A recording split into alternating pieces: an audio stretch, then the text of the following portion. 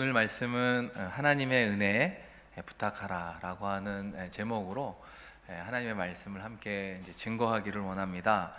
제가 말씀드린 이 표현이 오늘 함께 읽은 본문 말씀 사도행전 14장 26절에 나오고 있는데요, 우리 한 번 더 같이 읽어보도록 하겠습니다. 거기서 배 타고 안디옥에 이르니 이곳은 두 사도가 이룬 그 일을 위하여 전에 하나님의 은혜에 부탁하던 곳이라. 아멘. 사도 바울과 바나바가 안디옥 교회에서 파송한 첫 번째 선교사가 되었습니다. 그리고 선교를 마치고 이제 돌아오게 되었을 때, 안디옥 교회에 돌아오게 되었을 때 어떻게 고백하고 있습니까?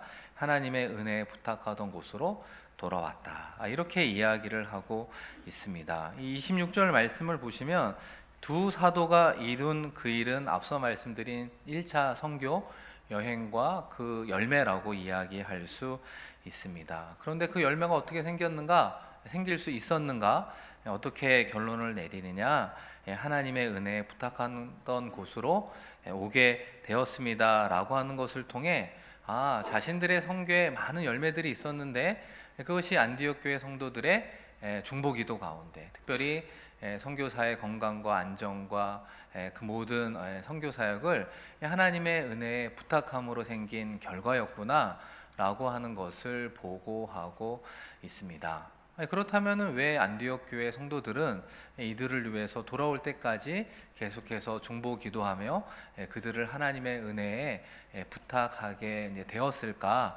우리가 이 부분을 생각해 볼 수 있습니다.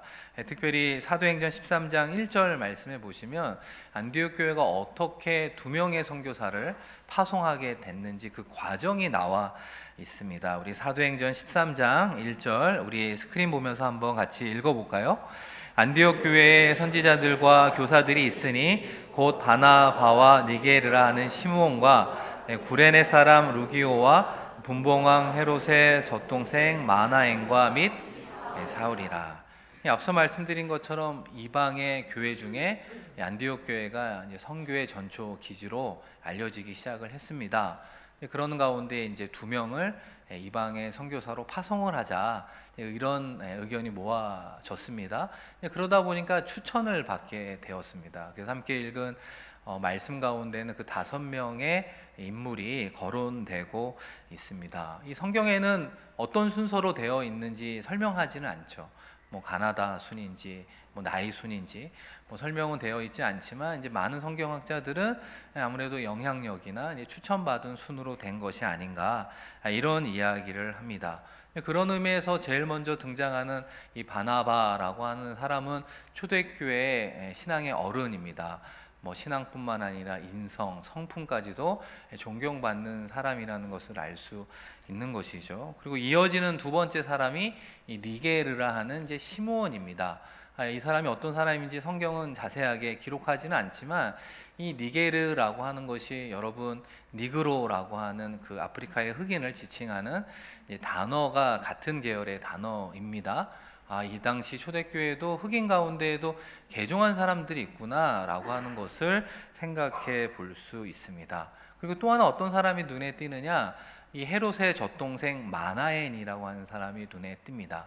여기서 말하는 헤롯은 헤롯 안티파스라고 하는 사람을 이야기하는데, 이 성경에서는 어떤 사건과 관련이 있냐면 이 헤롯이 동생의 아내를 자기의 부인으로 취한 일이 있습니다. 이 동생의 부인이 헤로디아였는데 그 부인을 자기의 부인으로 취한 일이 있었습니다.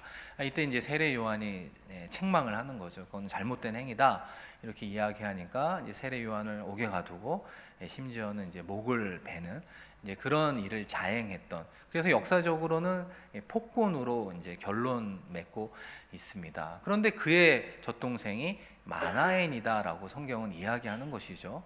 같은 유모의 아들이었는지 아니면 사울 왕가의 그 헤롯 왕가의 어떤 왕손이었는지 우리는 알 수 없지만 그냥 한 가지 생각해 볼 수 있는 건 어릴 적 같은 곳에서 성장을 했지만 커서는 상이한 일을 했구나. 한 사람은 사람을 죽이고 괴롭히는 폭군으로 끝나는 인생을 살았고, 또 어떤 사람은 영혼을 살리는 복음 전도자로 존경받으며 살았구나라고 하는 것을 생각해 볼 수 있습니다. 그리고 이제 마지막에 등장하는 인물이 우리가 알고 있는 사울입니다. 나중에 이제 바울로 이름이 바뀌어서 활동을 하게 되지요. 다메섹 가는 길에 부활의 주님을 만나고 회심한 자가 되어서 초대교회에서 뒤늦게 추천을 받은 사람입니다. 우리가 만약에 안디옥 교회 성도라면 이 두 명의 선교사를 파송하게 된다면 여러 가지 측면에서 추천받은 사람 중에 어떤 사람을 보내게 될까? 이 순서를 그냥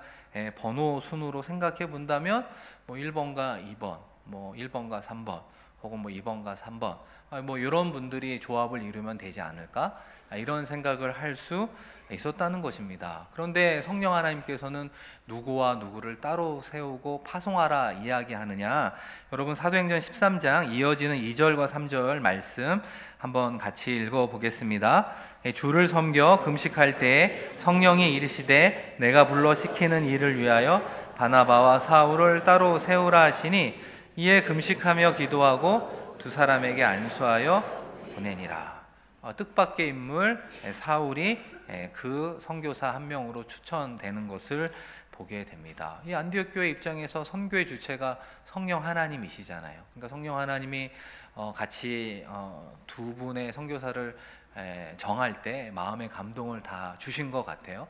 그래서 이제 바나바와 사울을 따로 세우라라고 하는 음성 앞에 순종하며 그들을 보내게 되었습니다. 그리고 이어지는 3절에 보면 금식하고 기도하고 두 사람에게 안수하여 보냈다라고 이야기합니다. 여기에서부터 하나님의 은혜에 부탁하는 일이 시작되었다라고 말할 수 있겠죠. 사울이 훌륭한 면은 있음에도 불구하고 회심한 지 얼마 되지 않았고, 또 성격이 급하고 다혈질이고 뭐 이런 어떤 자기 주도적인 게 강한 인물이잖아요. 이 바나바와 함께 잘 조화를 이룰 수 있을까? 여러 가지를 고민하는 가운데 이 안디옥 교회 성도들은 이분들을 파송하는 것으로만 그치지 말고 돌아올 때까지 우리가 하나님의 은혜에 부탁하자. 우리가 하나님의 은혜 아니고서는 감당할 수 없음을 인정하고 중보 기도하며 그들을 돕자. 이런 맥락에서 하나님의 은혜에 부탁한 그 중보 기도가 시작되고 있음을 발견할 수 있습니다. 사랑하는 성도 여러분, 이 선교사를 파송하는 과정뿐만 아니라 우리가 담임 목사를 청빙하는 이 과정 가운데에도 당연히 성도들이 성령 하나님의 뜻을 묻고 또 그 뜻에 부합된 분을 청빙하려고 노력하지 않겠습니까? 그러니까 제가 전에 사역하던 교회 이제 목사님 가운데 제가 또 좋아하고 존경하는 이 선배 목사님이 이 양산에 있는 어느 교회에 담임 목사 청빙에 응하게 되었습니다. 시간이 흘렀는데 그 A 목사님, 제가 말씀드린 선배 목사님 A 목사님과 또 다른 교회 B 목사님 두 분으로 압축되었다, 이런 소식을 듣게 되었습니다. 그래서 저를 비롯한 이제 동역하는 목사님들이 이 B라는 목사님이 어떤 분인가 한번 알아보기 시작을 했습니다. 그래서 어느 교회에서 사역을 하고 있다. 그리고 뭐 그런 여러 가지 신상 정보라고 할까요? 이런 부분들은 이제 함께 나누는 시간이 되었습니다. 이제 그러면서 이제 보고하기를 이 B 목사님의 경우 한 키가 185 이상 되고 또 설교 영상도 이제 함께 보았는데 얼굴도 되게 잘생기시고 말씀도 참 좋았습니다. 그러다 보니까 함께 모였던 그 목사님들의 분위기가 별로 좋지 않았습니다. 우리가 지지하고 또 기도로 돕는 A 목사님의 경우 말씀은 빠지지 않거든요. 말씀이 좋은 목사님으로 소문이 났는데 객관적으로 얼굴은 좀 보통이고 키는 살짝 작으신 이제 그런 목사님이어서 혹시라도 이런 것으로 인해서 불이익을 당할까 이런 생각을 하게 되었습니다. 그래서 두 분의 청빙 선교가 끝나고 오늘 같이 그 두 분 중에 한 분을 뽑는 공동의회가 이루어졌습니다. 그 당시 담임 목사님께서 공동의회를 하면 말씀 한 구절을 읽고 시작을 하거든요. 그때 읽었던 말씀이 사무엘상 16장 7절 말씀이었습니다. 여호와께서 사무엘에게 이르시되 그의 용모와 키를 보지 말라. 내가 이미 그를 버렸노라. 내가 보는 것은 사람과 같지 아니하니 사람은 외모를 보거니와 나 여호와는 중심을 보느니라. 할렐루야. 하나님께서는 우리의 중심을 보시는 줄로 믿으시기 바랍니다. 너무 외모에 신경 쓰지 않으셔도 되겠습니다. 이게 성도들이 이 말씀 한 구절에 담임 목사님의 의중을 엿볼 수 있었습니다. 여러분, 누가 담임 목사님이 되셨을까요? 그 A 목사님이 형빙이 되었습니다. 그런데 나중에 이 목사님이 이제 부임하고 이제 그 목사님, 그 당시 담임 목사님을 통해서 이제 이런저런 이야기를 듣다가 이 특별 새벽 기도에 이주를 했다라는 이야기를 듣게 되었습니다. 우리가 공동회 하기 전에 한 주는 뭐 좋은 분을 뽑게 해달라고 한 마음으로 성도들이 모여서 기도할 수 있잖아요. 그런데 왜 끝났는데 그 다음 한 주를 더 하게 됐냐고 이제 물어보니까 이제 그 당시 담임 목사님이 그런 이야기를 하더라고요. A 목사님이 성도들의 그 높은 지지율 가운데 이곳에 오긴 했지만 그래도 예를 들어 5% 혹은 뭐 10%, 뭐 15%의 성도들은 지지를 하지 않았다라는 것이죠. 그런데 교회 공동체라는 게 우리 모두가 함께 가는 공동체이기 때문에 혹여나 소수라도 그 일로 인해서 마음이 상하는 일이 없기를 바라는 마음으로 한 주를 더 새벽 기도회를 했노라, 이렇게 이야기를 하셨습니다. 참 지혜로운 담임 목사님이라는 생각이 들고요. 또 이런 과정을 거쳐 가신 그 선배 목사님도 지금까지 목회를 잘 감당하고 있습니다. 그런 면에서 오늘 예배 이후에 우리 장로 피택을 위한 공동예가 예정되어 있습니다. 우리가 어떻게 해야 됩니까? 당연히 하나님께 기도해야 되는 것이죠. 우리의 뜻을 이루어가는 분이 선출되는 것이 아니라 하나님의 뜻을 이루어가는 분, 하나님의 뜻에 부합되는 분을 위해서 기도하고 그 모든 결과가 은혜롭게 마무리되어야 하지 않겠습니까? 오늘 말씀의 제목처럼 하나님의 은혜에 부탁하여 그 공동예가 잘 마무리될 수 있도록 기도해야 되는 것입니다. 사랑하는 성도 여러분, 비단 이런 중요한 신앙적인 일뿐만 아니라 이 하나님의 은혜 안으로 여러분의 중요한 일정과 사역과 때로는 여러분의 자녀들, 여러분이 간절히 기도하며 나아가는 그 모든 것들이 하나님의 은혜에 우리는 부탁할 수밖에 없습니다. 이 하나님의 은혜가 아니고서는 우리가 감당하며 살아갈 수 없기 때문입니다. 그런 의미에서 하나님의 은혜에 부탁한다라고 표현하는 그 첫 번째 표현, 이 하나님의 은혜라는 게 무엇일까 잠깐 생각해 보면 좋겠는데요. 이 성경학자 이 반하우스라고 하는 분이 이렇게 표현을 했습니다. 그 위를 향한 사랑은 예배요, 이웃을 향한 사랑은 자비요, 허리를 굽힌 사랑은 은혜다. 이렇게 은혜를 표현했습니다. 이게 무슨 말이냐? 은혜라고 하는 건 이 받는 분 입장에서는 자격이 없다는 거예요. 아무런 능력도 없고 해당 사항이 없음에도 불구하고 주시는 사람의 일방적인 호의와 친절과 긍휼이 바로 은혜다라고 이야기하는 것이죠. 가장 대표적인 것이 성경에 나타난 하나님의 구원이라고 우리는 말할 수 있습니다. 우리가 살아가면서 좋아하는 사람이 있잖아요. 또 우리를 좋아하고 선대하는 사람들이 있잖아요. 그러면 여러분 그 사람에게 여러분도 좋아하고 또 여러분의 마음을 표현하며 살아가지 않겠습니까? 그건 어려운 일이 아니라는 거죠. 그런데 삶의 자리에서 때로는 이런저런 이유로 멀어진 사람도 있고 어떻게 보면 얼굴도 보고 싶지 않고 말도 섞고 싶지 않는 그런 불편한 관계에 있는 사람이 있단 말이에요. 그런데 여러분은 그분들을 선대할 수 있을까요? 웃을 수 있을까요? 우리가 보지 못하는 그 삶의 자리에서 그분을 위해서 중보하며 정말 진정으로 기도할 수 있겠습니까? 솔직히 우리에게 물어보면 아마 그러기가 참 어렵습니다, 목사님. 그게 잘 되지 않지요. 우리는 이렇게 이야기를 한다는 것입니다. 이 동일한 맥락에서 이 거룩한 하나님은 이 죄인인 우리 한 사람 한 사람을 용납할 수가 없다는 것입니다. 죄를 안고 있는 우리는 거룩한 하나님을 대면할 수도 없고 만날 수도 없어요. 우리의 죄가 사하여지지 않는 한 우리는 거룩한 하나님의 존전에 나올 수 없는 사람입니다. 죄를 품고 하나님을 만나면 우리는 죽게 되어 있는 사람입니다. 한 걸음 더 나아가 우리 스스로 우리의 죄의 문제를 해결할 수 없는 연약한 존재라는 것이죠.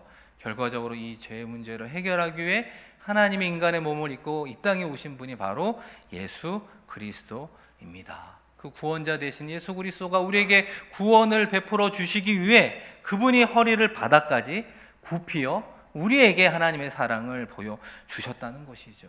허리를 굽힌 그 바닥까지 겸손히 굽히어 하나님의 호의와 친절과 국률함을 베풀어준 그 사건의 절정이 바로 십자가의 피 흘림이라고 말할 수 있습니다. 십자가에서 피 한 방울 한 방울을 다 우리를 위해서 흘려 주시기까지 우리에게 하나님의 은혜와 하나님의 구원을 허락해 주신 것입니다. 그러므로 우리가 은혜를 생각할 때마다 나는 받을 자격이 없는 사람임을 여러분 반드시 깨달아야 하는 것입니다. 그럼에도 불구하고 우리에게 일방적으로 베풀어 주신 하나님의 사랑과 호의와 국률이 우리 가운데 임할 때 우리는 은혜 받았습니다. 하나님의 은혜로 살아갑니다라고 고백할 수 있는 것입니다. 한 걸음 더 나아가 하나님의 은혜 부탁한다라고 하는 이 부탁의 의미는 저희가 자격이 없지만 그 은혜를 받고 살아가는 하나님의 자녀이지만 여전히 삶의 자리에서 하나님을 기쁘시게 하며 살아가지 못한다 할지라도 그런 연약한 우리에게 한 번 더 하나님의 친절을 베풀어 달라고, 한 번 더 하나님의 호의를 베풀어 달라고, 하나님의 국류를 허락해 주십시오라고 요청하는 것이 하나님의 은혜에 부탁하는 우리의 모습이 되는 것입니다. 그런 면에서 목회자로 살아갈 때마다 저와 모든 목회자의 공통된 고백이 하나님의 은혜가 아니고서는 살아갈 수 없음을 고백할 수밖에 없다는 거죠. 신방을 가고 또 면담을 하면서 만나는 성도님들의 공통점들이 있지 않겠습니까? 때로는 경제적인 문제로 어려워하며 눈물 흘리는 분들을 만날 때도 많이 있습니다. 건강의 어려움으로 낙심하고 하나님께 기도하며 나아가는 분들을 만날 때도 많이 있습니다. 가족의 이런저런 어려움으로 인해서 마치 그 절벽에 밀려 있는 듯한 그런 어떤 간절함으로 찾아오는 분들을 만날 때마다 목회자가 해줄 수 있는 건 아무것도 없다는 것입니다.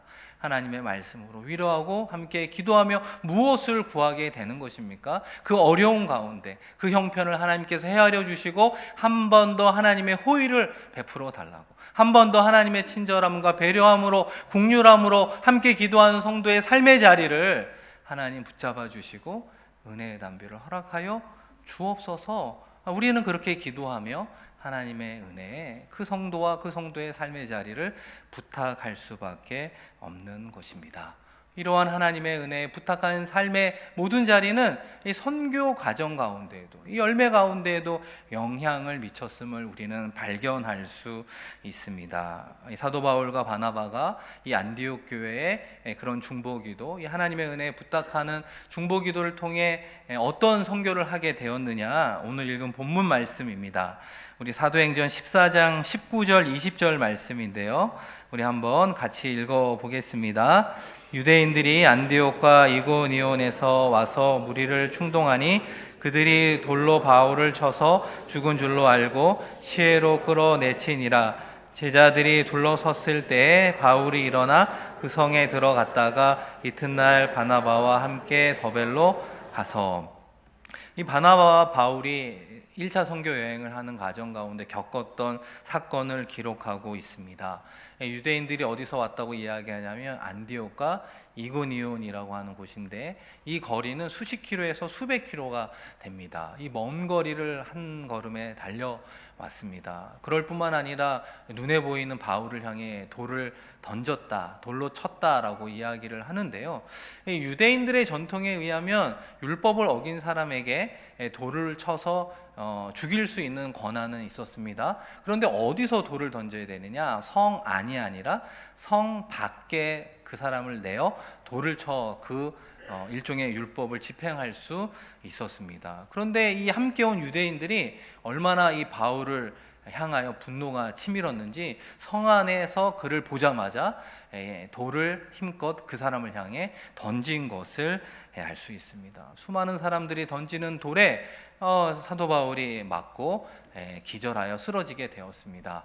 유대인들은 죽은 줄 알고 그 사람을 이제 시외로 던졌다라고 이야기하고 있는 것이죠. 여러분, 그냥 던진 것도 아니고 분노에 차서 힘차게 그를 죽이려고 이 가까운 곳에서 돌을 던졌는데 감사하게도 사도 바울이 그 돌에 맞아 즉사한 것이 아니라 기절하여 쓰러지게 된 것을 보게 됩니다. 아마 빗겨맞아 기절하면서 죽은 줄 알고 더 이상 돌을 던지지 않았기 때문에 그가 다시 한번 소생할 수 있는 은혜를 누린 것이 아니겠습니까? 한 걸음 더 나아가 더 큰 은혜는 무엇입니까? 이어지는 20절 말씀에 보시면 이 바울은 그 자리에서 일어나 다시 그 성에 들어갔다라고 표현하고 있습니다. 이 자신을 향해 돌을 던져 죽이려고 했던 그 성으로 어떻게 다시 들어갈 수 있을까? 이거 쉬운 일이 아니잖아요.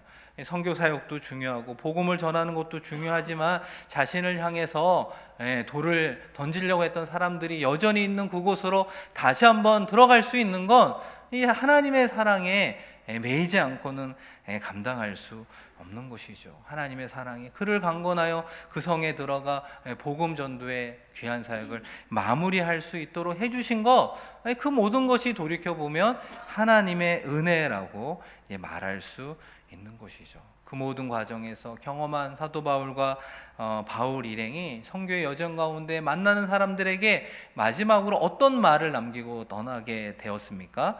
이 사도행전 13장 43절 말씀에 보시면 두 사도가 더불어 말하고 항상 하나님의 은혜 가운데 있으라 권하니라.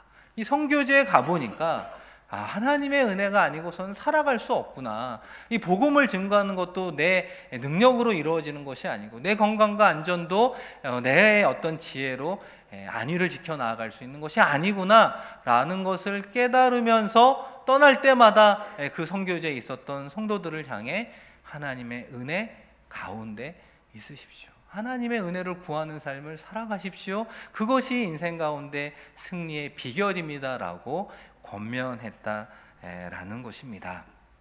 결과적으로 그 모든 과정을 거치고 안디옥이라는 곳에 돌아오게 되었습니다. 우리가 맨 처음 읽었던 사도행전 14장 26절 말씀처럼 그 안디옥 교회에 돌아와 보니 여전히 그분들을 위해서 중보하며 기도하는 안디옥 교회를 바라보면서 그 선교의 결과를 어떻게 요약했습니까? 하나님의 은혜에 부탁하던 곳으로 우리가 돌아오게 되었습니다. 그리고 그 결과 선교의 열매가 있었습니다라고 보고하는 것이죠. 우리 마지막으로 사도행전 14장 27절 선교 결과 보고가 나오는데요. 한번 읽어보겠습니다. 그들이 이르러 교회를 모아 하나님이 함께 행하신 모든 일과 이방인들에게 믿음의 문을 여신 것을 보고하고, 이방인들에게 믿음의 문을 열었다. 이게 선교의 열매겠죠. 이방인들에게 복음을 전했는데 복음이 들어갔습니다. 열매가 있었습니다. 우리는 이것을 선교 보고라고 이야기합니다. 그런데 그 보고에 앞서 어떤 표현이 눈에 띄죠? 하나님이 함께 행하신 모든 일. 그들의 모든 발걸음 가운데 하나님이 함께 행하신 결과 이런 일이 이루어졌다라고 이야기하고 있는 것입니다. 하나님이 함께하는 역사가 없었으면 이룰 수 없는 일이라고 보고하고 있는 것입니다. 안디옥 교회가 이분들이 돌아오기까지 이분들을 기도하며 이분들의 모든 것을 하나님의 은혜에 부탁한 결과를 우리에게 말씀해 주고 있습니다. 사랑하는 성도 여러분, 한국의 이 강남에 있는 교회 가운데 아마 소망교회 여러분 다 아실 겁니다. 이 소망교회를 개척하고 또 지금의 소망교회로 또 목회하신 이 곽선희 목사님이 이제 설교 가운데 들려주었던 본인의 어머니의 이야기가 하나 있습니다. 이 곽선희 목사님 목회를 참 잘하셨고 또 강남에서 유명한 소망교회를 이제 목회하게 되었습니다. 그런데 이제 곽 목사님도 피난민이었습니다. 그래서 어머니는 이북에 계셨고 남은 가족이 한국에 오게 되었습니다. 그러다 보니까 소망교회가 이 북한 선교를 위해서 특별히 더 열심히 내는 교회로 유명한데요. 그래서 북한 선교와 관련된 이 건물을 이제 건축하고 있었습니다. 그런데 이 건물을 건축하는 과정에서 특별히 행정상의 문제가 생겨서 공사가 일시 중단이 되었습니다.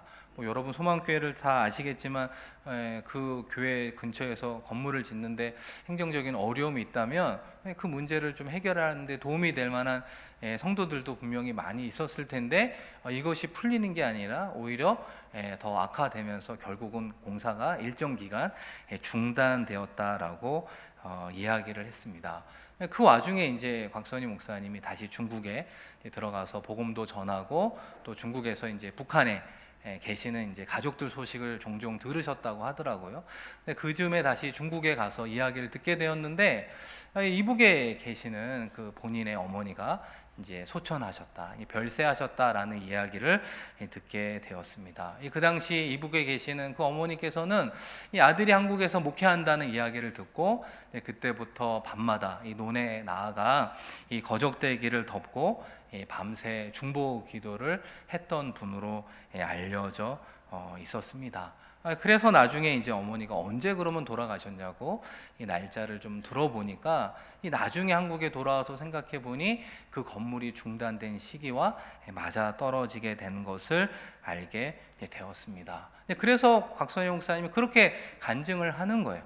본인이 말씀이 참 좋아서 또 본인이 목회를 잘해서 또 좋은 성도들을 잘 만나서 우리 교회가 이렇게 아름답게 성장하고 주의 일을 감당하고 있습니다, 이렇게 생각을 하며 살아왔는데 그것이 아니구나라고 하는 것을 다시 한번 깨닫게 됐다는 것이죠. 이 아들의 목회를 위해서 이북에서 날마다 밤새 중보하며 기도했던 그 어머니의 사랑 어린 중보 기도가 있었다는 것입니다.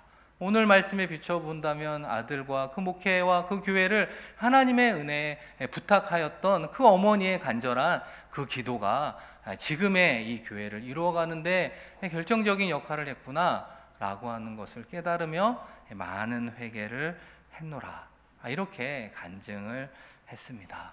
사랑하는 성도 여러분, 우리가 살아가는 이곳에서 우리가 해야 되는 많은 일들이 있겠죠. 이 하나님의 은혜에 부탁한다라고 하는 건 무엇보다도 우리의 신앙의 자세를 이야기하는 것입니다. 자격이 없고 능력이 없는 삶이 어떻게 광야와 같은 인생 가운데 승리하며 살아갈 수 있겠습니까? 하나님, 우리에게 다시 한번 하나님의 호의, 하나님의 친절, 하나님의 배려를 내려 주옵소서. 이것이 하나님의 은혜에 부탁하는 우리의 신앙의 자세가 되어야 하는 것입니다. 동시에 우리의 가족 중에 우리의 중보기도가 필요한 사람들이 있겠죠. 때로는 남편, 때로는 자녀, 교회 공동체라고 이야기하면 목회자와 영적 리더들이 교회 지체 가운데 어려운 사람을 하나님의 은혜에 부탁하는 그런 중보기도가 합하여 지게 될 때 우리가 속한 가정과 우리가 일하는 일터와 모임과 또 우리가 섬기는 싱가포르 한인교회 가운데 하나님께서 다시 한번 필요한 하나님의 호의와 하나님의 친절, 하나님의 배려와 하나님의 긍휼을 다시 허락해 주실 줄로 믿습니다. 그 하나님의 은혜를 기대하며 오늘도 이번 한 주도 승리하는 우리 모두가 되기를 주님의 이름으로 간절히 축원드립니다. 아멘. 우리 이 시간 말씀을 기억하며 또 함께 찬양했으면 좋겠습니다. 하나님의 은혜 아니면 살아갈 수 없음을 함께 또 고백하며 찬양하기를 원합니다.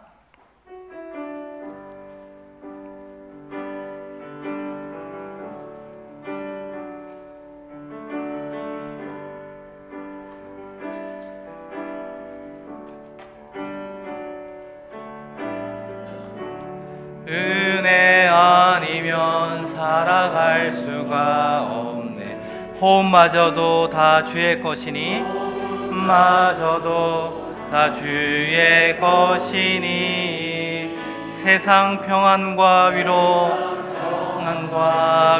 내게 없어도 예수뿐이네. 한 번 더 고백합니다. 은혜 아니면 살아갈 수가 없네. 호흡마저도 다 주의 것입니다. 마저도 다 주의 것이니 세상 평안과 위로 내게 없어도 예수뿐이네. 함께 고백합니다. 크신 계획 다 볼 수도 없고 작은 고난에 지쳐도 주께 묶인 나의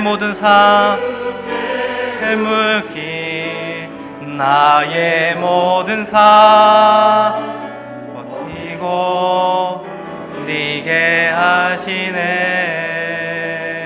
은혜 아니면 살아갈 수가 없네. 은혜 아니면 살아갈 수가 없네. 나의 모든 것 나 주께 맡기니 참된 평안과 위로 내게 주신 주 예수, 오직 예수뿐이네. 우리 이 시간 말씀을 기억하며 함께 통성으로 기도하기를 원합니다. 우리가 삶의 자리에서 중요하다고 여기는 것일수록 우리는 순간적으로 하나님을 의지하기보다는 여전히 나의 능력과 인맥과 경험과 나의 지혜를 의지하며 살아가고 있지는 않습니까?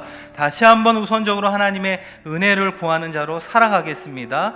나의 삶의 자리 가운데 하나님의 은혜의 담비를 허락하여 주옵소서. 아울러 우리의 중보기도가 필요한 손길들이 있습니다. 우리의 가족과 친척 가운데 구원이 필요한 그곳에 하나님 함께하여 주시옵소서. 우리의 연약한 지체 가운데 하나님 함께하여 주셔서 힘들게 걸어가는 그 인생길 홀로 걸어가는 것이 아니라 우리와 함께 걸어가고 있음을 손잡아 주셔서 하나님의 은혜 아니고서는 살아갈 수 없음을 우리 모두 고백하며 나아가 우리의 가정과 모임과 일터와 우리 싱가포르 하나님 공동체 가운데 하나님의 은혜를 부어 주시옵소서. 아울러 오늘 예배 후에 있는 오인의 장로 피태 공동예 가운데도 하나님 함께하여 주셔서 하나님의 은혜 가운데 마무리될 수 있는 은혜를 부어 주시옵소서. 주여 한번 부르고 하나님께 간절히 기도하며 나아갑니다. 주여, 하나님 아버지, 이 시간 하나님 앞에 나와 예배하며 기도합니다. 하나님의 은혜 아니고서는 살아갈 수 없음을 고백하며 나아가게 하여 주옵소서. 때로는 알 수 없는 그 신계에 아버지 하나님 한 계획을 알 수 없기 때문에 답답하기도 하고, 때로는 우리에게 당한 작은 고난으로 인해서 지쳐서 힘들어할 때도 있습니다. 하나님 의지하며 나아갈 때마다 은혜 아니며 살아갈 수 없음을 고백하는 우리 모두가 되게 하여 주시고, 나의 작은 것으로부터 중요한 모든 것을 하나님께 맡겨드리오니 하나님 함께 하여 주시고, 우리 가운데 참된 평안과 위로도 응답하여 주옵소서. 우리의 구원자 되신 예수 그리스도만을 의지하며 나아갈 수 있는 은혜를 더하여 주옵소서. 아버지 하나님 기도합니다. 우리 싱가포르 한인교회 가운데 연약한 지체를 위해서 중보하며 하나님의 은혜에 올려드립니다. 건강의 문제로, 금전적인 아버지 하나님 경제의 어려움으로, 때로는 관계의 문제로 힘들어하고 있는 지체들 가운데 하나님 찾아가 위로하여 주시고, 때로는 우리의 가족들과 친척과 친지 가운데 구원의 문제로 인해서 기도하는 주의 성도들의 마음을 헤아려 주시며, 다시 한번 구원의 은혜의 담비를 더하여 주셔서 우리들의 시작과 끝이 하나님의 은혜 가운데 있음을 고백하며 나아갈 수 있는 우리 모두가 되게 하여 주시옵소서.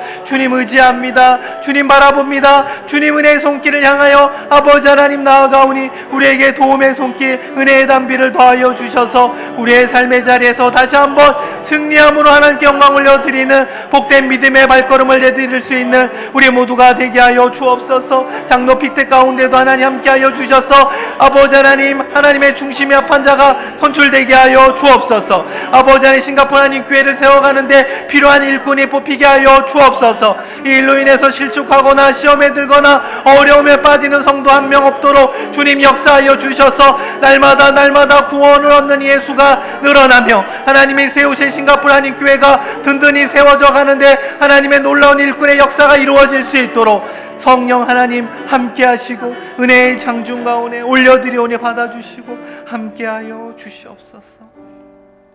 하나님 아버지, 우리에게 하나님의 한량없는 구원의 은혜를 허락해 주시니 고맙고 감사합니다. 날마다 베푸신 하나님의 구원으로 인하여 기뻐하며 즐거워하며 살아가게 하여 주시옵소서. 우리에게 주어진 모든 일들이 있습니다. 사랑하는 우리의 가족과 자녀들, 때로는 우리의 부모님과 친척들의 건강과 구원과 중요한 모든 것들을 하나님의 은혜의 장중에 올려드려오니 받아주시고 하나님의 은혜의 담비로 응답하여 주시옵소서. 하나님의 은혜 아니고서는 살아갈 수 없음을 고백하며 그 은혜를 힘입어 승리하는 우리 모두 되게 하여 주옵소서. 감사드리며 귀하신 예수 그리스도의 이름으로 축복하며 기도드립니다. 아멘.